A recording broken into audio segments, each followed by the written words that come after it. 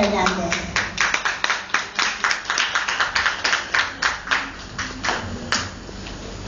Amen. Magandang umaga po sa inyong lahat. Batiin nyo nga po inyong mga katabi. Sabihin mo, tuwa ako dahil nandito ka ngayon.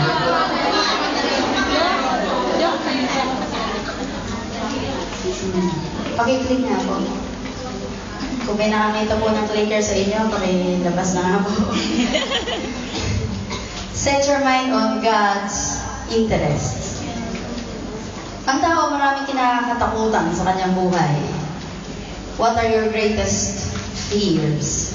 O greatest fear? Meron ba kayong mga takot? Ano bang mga pinaka nakakatakot sa inyo? Ipis, daga. Saan tayo takot na takot? Yung iba takot na takot sa multo. Pero mostly, maraming tao natatakot mamatay, di ba? Takot sa danger. Ayaw magsaksak ng switch ng kalan. Danger. Anong mga bagay ang kinatatakutan natin para hindi natin gawin yung dapat natin gawin? Pero alam niyo ang pinaka-dangerous, the most dangerous thing a man can do is to rebel against God. Ang tao, kinatatakutan niya yung sa mga pisikal. Kinatatakutan niya yung mga bagay na, alam mo yun, baka siya mamatay ng maaga, baka siya ma-stroke, ma-heart attack, masyadong health conscious, di ba? Lahat ng mga vitamins sa mga pagkain, kabisado niya, lahat ng hindi dapat kainin, at dapat kainin, tama yun, health conscious tayo. Pero kung yun lang, doon tayo nag-focus, at yung mga bagay na nais ng Panginoon, iminamo lang ang halaga natin, o sa isang tabi natin, useless din. Sapagkat isang araw, lahat tayo ay mamamatay, di ba? At magsusulit sa harapan ng Panginoon. So the most dangerous thing a man can do is to rebel against God. Maraming taong mahilig mag-rebelde. At isa pang dangerous ay yung hindi niya gawin, yung pinapagawa sa kanya ng Panginoon. Iniisip ng ibang, okay lang yun, palalampasin ni Lord to. Sino dito yung masyado maunawain? Pinalalagpas na lahat. Di ba? Niloko siya ng asawa niya, sige palalagpasin ko yan. Sige lang, mahal, dito ko tumira sa bahay. Di ba? Winaldas ang pera niya, sige lang. Patatawarin na paglalagpasin ko yan. Pero ano ba, meron isang bagay na hindi pwedeng palagpasin ni Lord. Yung paulit-ulit na hindi siya pinapansin ng tao at isinasa isang tabi lang siya.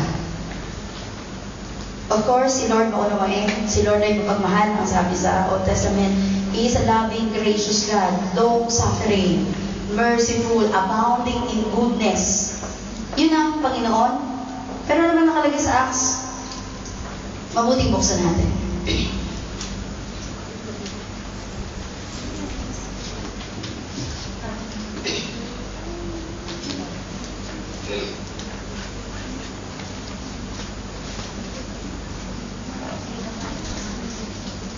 Ang sabi rito, verse 24 nga po, basahin natin hanggang 28. Acts chapter 17, 24 hanggang 28.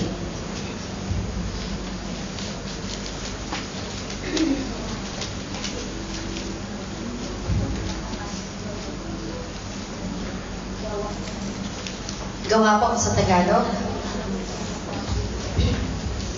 Gawa, chapter 17, verse 24. Ang Diyos na gumawa ng sanlibutan at ng lahat ng naroroon, ang siyang Panginoon, sanlibutan ang siyang Panginoon ng langit at lupa, kaya't hindi siya tumatahan sa mga templong ginawa ng tao. Hindi sa siya ay nangangailangan ng anuman, kaya siya ay pinaglilingkuran ng tao, sapagkat siya ang nagbibigay ng buhay, hininga, at ng lahat ng bagay na sangkatauhan. Mula sa isa'y nilikha niya ang lahat ng lahi sa balat ng lupa. Itinakda niya ang kanya-kanyang panahon at hangganan. Ginawa niya ito upang hanapin nila ang Diyos. Baka sakaling sa kanilang pag-aapuhap ay matagpuan siya. Ang totoo, hindi naman siya malayo sa bawat isa sa atin. sapagkat hawak niya ang ating buhay, pagkilos at pagkatao. Tulad na sinabi ng ilan sa inyong mga makata, tayo nga'y mga anak niya. Pakituloy hanggang 30. Yamang tayo mga anak ng Diyos, huwag nating akalain na siya ay tulad ng larawan ng ginto, pilak o bato ng pawang likha ng isip at kamay ng tao. Mahabang panahon, hindi pinansin ng Diyos ang di pagkakakilala sa kanya ng tao, ngunit ngayon iniutos niya na magsisi sila at talikdan ang kanilang mga masasamang pamumuhay. Pakiulit yung verse 30. Mahabang panahon, hindi pinansin ng Diyos ang di pagkakilala sa kanya ng tao, ngunit ngayon iniutos niya na magsisi sila at talikdan ang kanilang masamang pamumuhay.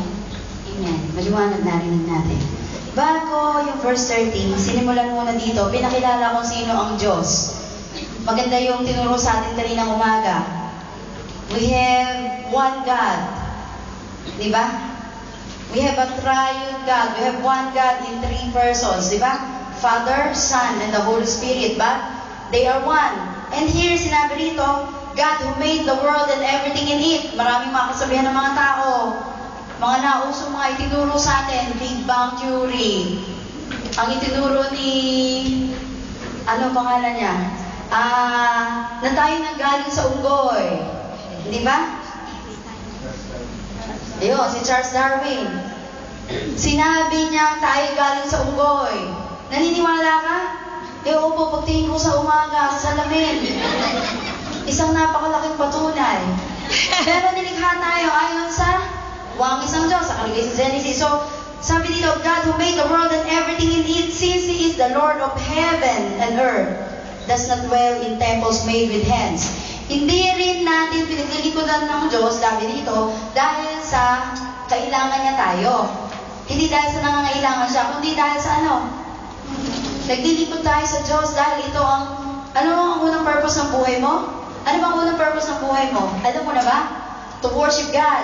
Para ikaw ay makapagbigay ng papuri sa Panginoon. Nilikha ka niya, makapagbigay ng pasasalamat sa Kanya, makapagbigay ng ngiti sa Kanya na lumikha sa atin.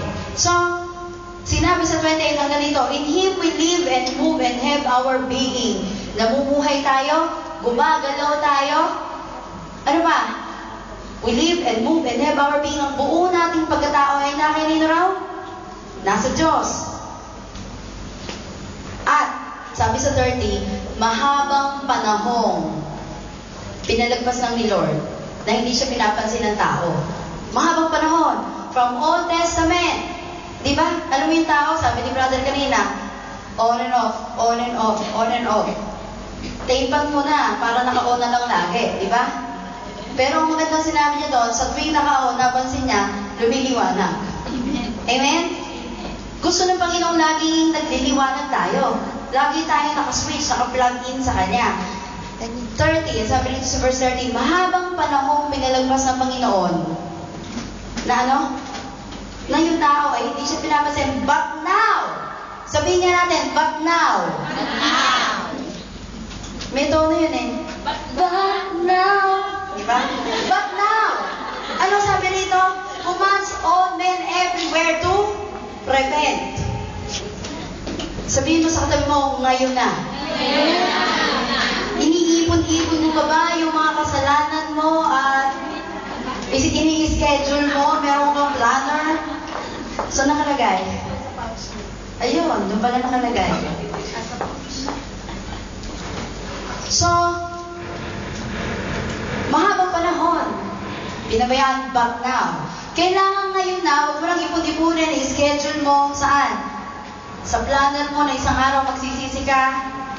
Paano kung mamaya? Huwag naman sana. May lumilipad na aeroplano.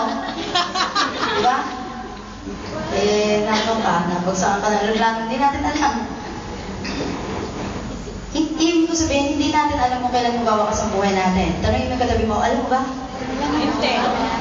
Hindi natin alam. So dahil hindi natin alam, ang sabi dito sa 30, but now. So sabihin mo ulit sa katabi mo, ngayon na.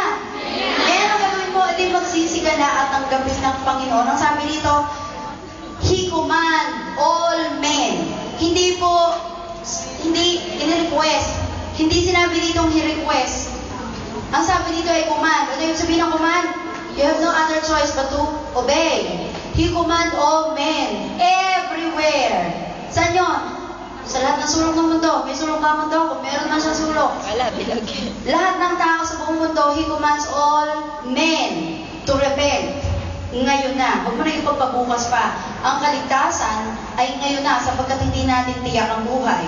Amen? Dahil hindi ka nakatitiyak, bago ka umuwi, bago ka lumabas sa pintuan na yan, saan mo man gustong lumabas? Tiyakin mo, ngayong araw na to, ay tatanggapin mo yung pag-ibig ng Panginoon. Amen? Hindi lang basta repentance, kundi pagtanggap, pagsisisi at pagtanggap sa Panginoon. So, isang bagay na napakahirap gawin, o maraming bagay na napakahirap gawin pagkatapos na tayo maligtas. Tatanungin siguro ng iba, marami pang bago ngayon. Paano po ba maligtas? Napakasimple lang ang tinuro sa atin ng Biblia. Buksan mo ang puso mo. Papasukin mo ang Panginoon bilang Panginoon mo at tagapagligtas. Diba? Tanggapin mo. Ligtas ka na. Hindi ko na po kailangan manalangin ng 50 ganito, 10 ganon. Diba? Hindi ko na kailangan mag-train sa buong God's life. Diba? Hindi na kailangan. Pero kung gusto mo, okay lang. Napakasimple lang. Buksan mo ang puso mo. Tapat na panalangin. Tanggapin mo siya bilang Panginoon mo tagapagligtas. Papasok ko sa langit. At ngayon, pagkatapos natin maligtas, maraming bagay na mahirap gawin. Yung iba, kaya ayaw umaten sa church, ayoko na mong mag-born again. Daming bawal.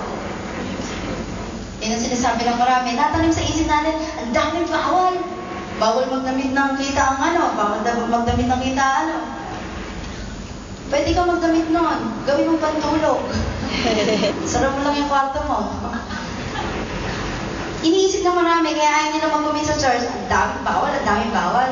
Pero ba kung ano ang mahirap? Kung ano ang pinakamahirap? Yung magkasala sa Panginoon. Ang hirap matulog. Amen? Meron bang mahimbing ang tulog dito na puro-puro ng kasalanan?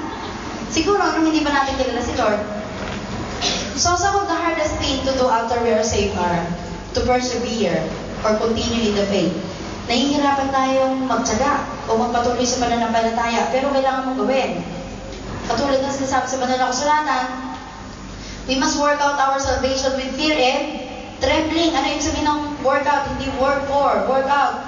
Kung nag-workout ka para magkamasin, di ba? Ganun din. Para mapanatili mong tapat sa Panginoon, kailangan magpatuloy tayo. Sabihin mo sa katabi mo, magpatuloy ka lang. Sabihin mo, magtyaga ka. Persevere and continue in the faith. Sinasabi sa Matthew 24. Ano sabi doon? Ang manatiling tapat hanggang wakas ang maliligtas. E paano hindi mananatiling tapat? Alam mo, ang Biblia, laging merong other side yan. Kung merong maliligtas, kapag ganito ginawa mo, hindi merong hindi maliligtas kapag gano'n ang ginawa niya, di ba? Sinasabi ng mga tao, basta tinanggap ko si Lord, magpakasama ako, okay lang yun, papasok ko sa langit. Pero ano bang nakalagay sa Hebrews? Hindi ganun. So, persevere or continue in the faith. Ano pa? Hindi tayo dapat na mailigaw ng kaaway. One of the hardest thing to do is without being detoured by the devil. Kung minsan lumarating sa buhay natin na parang naililigaw tayo, okay lang yun. Hindi ko sinasabing okay yun. Kung babalik ka, nalaman mo na naligaw kayo, magpapatuloy ka ba? Sino dito marunong mag-drive? Bisikleta, tricycle, ride bike, wheelchair. Diba? Aso, dinadrive ba mga aso nyo? Kabayo. Hindi ba, lalo na sa Pilipinas, ang tagal gumawa ng kalsada. Hindi ba may mga araw, o kaya nakalagay, road closed, under construction, di ba? Road closed, under repair. Road closed, landslide, may ganun-ganon. Road closed, merong mga, o yun, falling debris, di ba? Ngayon, ano gagawin mo pag nakakita ka ng mga ganong signs? Ano gagawin mo? Hindi ba hindi ka nadadaan doon? Maraming tao dadaan. Tingnan Nakita na nga, wet paint. Ay, basa ka. Hindi mo inuugali natin mga tao? Ba't kaya ganon? Pilipino. Matigas kasi ulo natin, ano? Ngayon na-realize na, tumatawa kayo, totoo kasi eh. Kaya pala tayo napapahamak, naliligaw, meron namang warning signs. Amen. Meron namang mga road signs. Sinabi na nga ni Lord, huwag ka dyan. Bawal pumasok. Do not open the door when the red light is on. Diba? Alam mo yun? Keep off the grass. At dahil mga karatula, ang hilig ng taong bumalik sa mga karatula, yun ang trip ng tao eh. Pero mga kapatid ko, para hindi ka mapahamak kung mga kuryente dyan, meron palang high voltage. Nakita mo naman open ang mga wire, di ba? Hinawakan mo pa. Di ba? Patay ka. So, matuto kang bumasa ng mga karatula. Sabi mo sa katabi mo. At kapag binasa mo, matuto kang sumunod. Amen? Anong mga karatulang binigay sa atin ni Lord? Diba? Hindi ibinigay ito para lang tayo i-inform. Siyempre, may information, but also to transform us. The Word of God is not just given us to inform us, but to transform us. Amen? Hindi lang, ang dami-daming informasyon, alam na alam mo sinasabi ng Biblia, laki-laki na ng ulo mo. Pero yung puso mo naman, malnourished, di ba? Dito lang natin lahat pinapasok. Hindi naman natin ibinababa sa ating puso. So, matuto tayong sumunod. Numbers 32. Mga kapatid ko, sabi ko kanina, the most dangerous thing a man can do is to rebel against God and not do what He tells us to do. Dito makikita natin sa Numbers 32, 1 to 12. Medyo mahabang kwento, pero ano nangyari dito? Siguro huwag na natin basahin ng buo. Pero ganito ang mga pangyayari, ganito ang kwento. Meron pa kayong mga Old Testament dyan? Kung wala pa po kayong mga Biblia, meron po tayong mga Bible dyan sa gilid. So dito sa aklat ng mga bilang, nung time na inutusan ni Lord ang mga Israelites para i-claim yung promised land. Hindi ba galing sila sa Egypt, sa Exodus, kaya tinawag na Exodus, di ba? Pag-alis nila doon sa lugar ng Egypt, pupunta sila sa promised land. Ngayon marami silang pinagdaan ng mga pagsubok. Papalabas pa lang sila, inabol na sila ng mga Egyptyo, pero naipakita ng Panginoon doon na iniligtas sila ni Lord sa lahat ng panahon. Di ba? Hinabol sila ng mga Egyptyo, nandun pa lang sila sa dagat. Di ba? Sa Red Sea. Ano nangyari? Nahati ang dagat. Dumaan sila sa tuyong lupa. Amen po ba? Sa gitna ng mga haliging tubig. Alam mo yon? Kung ikaw nandun, talaga naman, baka inatake ka sa puso sa sobrang kasiyahan. Pero nakatawid sila. Ngayon, along the way, anong nangyari dito? Nung i-claim na nila ang mga promised land, dinivide na po sa 12 ang mana. Ngayon, bawat lahi, binigyan ng parte, di ba? May parte na sila. Merong mga bawat lahi na napunta sa kabila ng Jordan. Ngayon, merong tatawid sa ilog Jordan para maklaim nila yung promised land. Kaya nangyari, yung ibang mga lahi ng mga kapatid, ang sabi nila, dito na kami. Kasi andito parte namin, kailangan mag-cross over. Saan? Sa Jordan. So, nagpaalam itong ibang mga lahi o kapatid nila na hindi kami doon sa kabila. Pero ano sabi dito ni Moses? Sa verse 22, o sa verse, umpisa natin sa 20. Then Moses said to them, if you do this thing, if you arm yourselves before the Lord for the war, and all your armed men cross over the Jordan,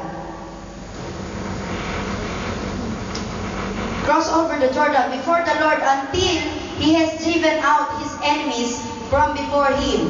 Ang kasunod dito, and the land is subdued before the Lord. Then afterward, you may return and be blameless before the Lord and before Israel, and this land shall be your possession before the Lord.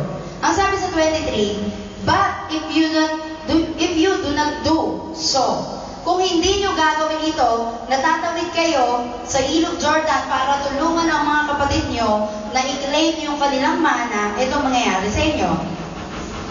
Take note. Take note. Take note. Take note nyo po. You have sinned against the Lord, and be sure. Sabihin nga natin, be sure. Be sure. Your sin will find you out. Ano ibig sabihin? Ano kasalanan dito? Hindi lang naman sila tatawid. Mga kapatid ko, ang mana ay para sa kanilang 12, di ba? Sa 12 tribes. Ngayon, yung kabila o yung kalahati o yung ibang kapatid, dito, bago tumawid, nagpapaalam sila. So sabi nila, sige, gagawa lang kami ng shipbolds, ng tirahan ng aming mga anak, ipo-fortify namin city, titiyakin namin sa sila, sasama kami sa inyo. Kasi ganito yun eh, hindi kanya-kanya pagka magkakapatid. Hindi kanya-kanya. Amen, sabihin niya natin, hindi nagkakanya-kanya. Hindi nagkakanya-kanya. Iisama na nila, Canaan, the promised land. Pero pinaghati-hati lang, pero isang buo pa rin yun nilang i-claim. Kanila yon. Amen po ba? Walang kanya-kanya. So magagalit si Lord kung, yan mana nyo, kinuha na namin mana namin, bahala na kayo sa buhay nyo, basta kami may mana na. Ayaw ni Lord ng mga masasama ugali. Amen? Yung mga kapatid mo, wala bang manahan, walang mana. Kayo, andyan nakaprende, kukuya-kuya-koy, di ba? Ayaw ng Panginoon. Kaya ang sabi dito, kung gagawin nyo to, kung tulungan nyo ang mga kapatid nyo, makuha nila ang mana nila, then, wala kang kasalanan na pananagutan sa Panginoon. Pero ano ba? Isang kasalanan pala na hindi sila sasama at tutulong sa mga kapatid? Usapan to eh. Ano ang covenant? I-claim nila yung promise land ng sama-sama. Amen po ba? So dito, makikita natin ang isang napakagandang lesson. Una, yung they need to cross over, huwag tayong tatamad-tamad o makasarili na kapag meron ka na, ayaw mo nang tulungan yung iba na hindi sila magkaroon. Sinasabi ng mga Pilipino, alam mo yung crab mentality. Nauso yan. Ano yung crab mentality? Sinasabi nila kapag babakyat ang crab, hinihila ng ba yung kabila para bumagsak, di ba? Yun ang crab mentality. Pero, tayo, kung tayo magkakapatid, kailangan magtulungan tayo. Sabi mo sa kapatid mo, kailangan magtulungan tayo. Every one of them need to cross over. Si David, ganyan din ang prinsipyo. Hindi ba nung napapagod na yung ibang mga sundalo niya? Ano nangyari? Hindi na sila sumama sa digmaan. Ngayon nakakuha sila ng maraming samsam. Ang sabi ng mga masasama ugaling kasama niya, ang sabi ng worthless men. Yun ang tawag niya sa kanyang mga kasama, worthless men. Bakit? Pag uwi nila, dami nilang samsam, di sila magdadala. Alam mo, sabi nila, huwag natin bigyan yung mga tamad na yun. Mga nagsiguro, mga tapang siguro, hindi nagsisama. Tayo lang. Pauwi na natin, ibigay na natin sa kanila yung kanilang mga asawa at anak at huwag natin bigyan. Pero naman sabi ni David, huwag ganyan mga kapatid ko. Huwag niyong inuugali yan. Sabi sa tanong mo, inuugali yan. Kasi naman kayo nakasarili. Matuto mo mag-share ng blessing. Amen. Amen! Sabi ni David, okay, lumaban tayo, pero eto, magsimula ngayon. Simula ngayon. Ito ang aking prinsipyo. Kahit hindi sila sumama, bibigyan ng, di ba? Blessing. Share your blessing. Mapalad ang mga nagbibigay. Amen? Blessed are those who give. It's more blessed to give than to receive. Amen. Amen? Amen. Kahit anong klase mo bibigayan. Okay ang heart mo, masaya ka nagbigay, pagbabalain ka. So, you need to cross over, kailangan mo tumulong. Napakalungkot na nag-iisa ka sa buhay. Maraming tao nag-iisa. Alam mo, ayaw makialam sa kapwa niya. Walang kapitbahay. Nandun sa gitna ng bukid. Ayaw mahinga ng bigas at saka pag-uot o mantika. Di ba? Ayaw makipagkakapit ng tao. Malungkot ang buhay niya. Wala siyang kaibigan eh. Di ba? So you need to cross over. Pangalawa, you need to do your part. They need to do their part. Sinasabi sa Ephesians na tayo ay isang bahagi, isang katawan, isang body, by which every joint supplies. Ang katawan natin may mga joint, nagdudugtog dito, shoulder joint, di ba? May hip joint, may knee joint, merong ankle joints. Bakit maraming joints? Eh kasi yun ang nagdudugtong sa mga buto di ba? Alam mo yung mga joint na yan? Ngayon, ang sabi ka nun, tayo isang bahagi, sabi sa Ephesians 4:16, by what every joint supplies, by which every part does its share. Bahagi ka ng katawan. Sabi mo sa katabi mo, bahagi ka ng katawan. Kung nandito ka sa God is alive, ibig sabihin tayo isang tahanan, at kung yan tulad sa isang katawan tayo, at bahagi ka. Ano man ang part mo, gawin mo. Mata ka, ilong, bibig, di ba? Kamay, paa, balakubak. Bahagi ba yun? Hindi yata. Sumama lang yun pero hindi pa part. Di ba? Ikaw ba'y puwet? Lumang kwento na to, pero to make the point, huwag niyo akong uunahan. Minsan nag-usap-usap ako bahagi ng katawan. Nakikipagyabangan sa bawat isa. Anong sabi ng mata? Ako hari ng katawan. Bakit? Kung walang mata, hindi siya makakarating sa paroroonan niya. Dahil mangangapa siya, badadapa siya, masasaktan siya. Sabi ng mata. Ngayon sabi ng paa. Hindi pa pwede yan. Ako hari ng katawan. Bakit? Kung walang paa, ano gagawin mo? Gugulong ka? Gagapang? So ako hari. Kung walang paa, hindi mabilis makapunta sa pupuntahan niya. Ano sabi ng utak? Hindi pa pwede yan. Ako boss. Bakit? Ako utak. Mastermind. Diba? Kailangan ako masusunod. Lahat ng isipin ko, kailangan yun na magaganap.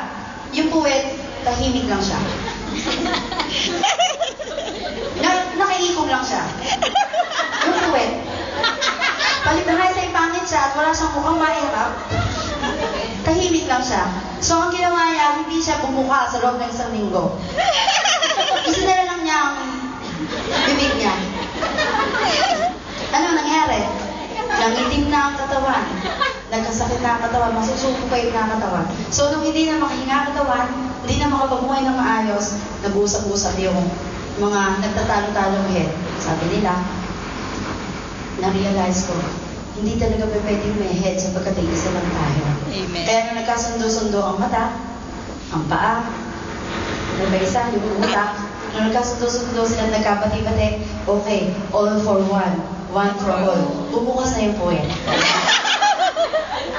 Boom! So, ano ba yun? Success! Every part does its share. Amen? Ano part mo? Ang ganda ng mga patutunan ng mga kapatid kanina, sabi nga nung napunta ako sa God's hindi ko sinasabi tayo lang po ang true church. Baka sabihin ng iba, baka kulto to. Sila lang ang only true church. Marami tayong mga kapatid dito sa Hong Kong. Pare-pare tayo sumasamba sa isang Diyos, sa tunay na Diyos. Pero ibig natin sabihin, kung nadama mo sa sarili mong dito ka inilagay ng Panginoon, nadama mo sa puso mong ito yung tahanan na pinalagan niya sa akin ng Panginoon, huwag ka nang palipat-lipat, papalit-palit. Amen? Palipat-lipat, papalit-palit. Pumirumi ka. Amen? Ang isang hindi nakatanim, hindi nagkakaugat. Amen. Sabi ng kapatid, at tagal na niyang Christian, hindi siya nagmamature. Kasi hindi siya nakatanim Ang isang nakatanim, mag-uugat, lalaki ang mga sanga niya, manonori siya, madidiligan siya, mapapatabaan siya hanggang sa dumami mga sanga. At ano mangyayari? Nakaka-receive siya ng nourishment. Ano mangyayari? Magbubunga. Yun ang calling natin. Kailangan lagi kang nakakabit at lagi mong ginagawa ang bahagi mo.